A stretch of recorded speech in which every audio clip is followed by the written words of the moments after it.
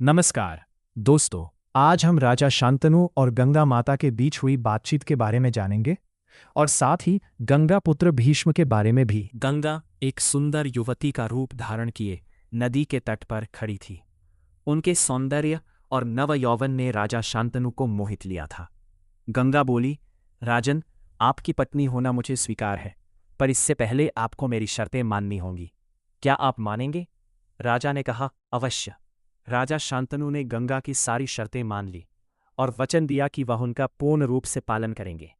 समय पाकर गंगा से शांतनु के कई तेजस्वी पुत्र हुए, परंतु गंगा ने उनको जीने नहीं दिया। बच्चे के पैदा होते ही वह उसे नदी की बहती हुई धारा में फेंक देती थी और फिर हंसती मुस्कुराती राजा शांतनु के महल में आ जाती थी। अज्ञात सुंदरी के इस व्यवहार से राजा शांतनु चकित रह जाते। उनके आश्चर्य और क्षोभ का पारावार ना रहता। शांतनु वचन दे चुके थे, इस कारण मन मसोस कर रह जाते थे। 7 बच्चों को गंगा ने इसी भांति नदी की धारा में बहा दिया।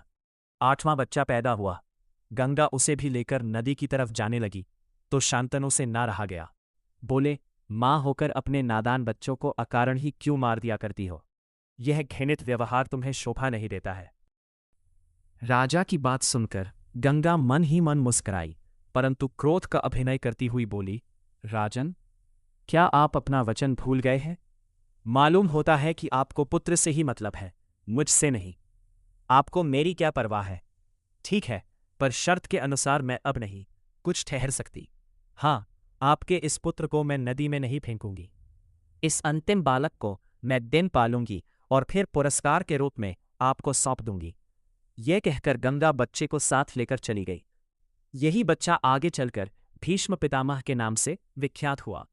गंगा के चले जाने से राजा शांतनु का मन विरक्त हो गया।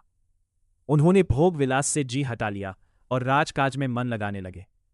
एक दिन राजा शिकार खेलते खेलते गंगा के तट पर चले गए तो देखा, किनारे पर खड़ा एक सुंदर और गठीला युवक गंगा की बहती हुई धारा पर बाण चला रहा था। बाणों की बौछार से गंगा की प्रचंड धारा एकदम रुकी हुई थी। ये दृश्य देखकर शांतनु दंग रह गए। इतने में ही राजा के सामने स्वयं गंगा आकर उपस्थित हो गई। गंगा ने युवक को अपने पास बुलाया और राजा से बोली, राजन, पहचाना मुझे और इस युवक को? यही आपका और मेरा 8वां पुत्र देवव्रत है। महर्षि वशिष्ठ ने इसे शिक्षा दी है। शास्त्र ज्ञान में शुक्राचार्य और रण कौशल में परशुराम ही इसका मुकाबला कर सकते हैं। ये जितना कुशल योद्धा है उतना ही चतुर राजनीतिज्ञ भी है। आपका पुत्र मैं आपको सौंप रही हूं, अब ले जाइए इसे अपने साथ। गंगा ने देवव्रत का माथा चूमा और आशीर्वाद देकर राजा के साथ उसे विदा कर दिया।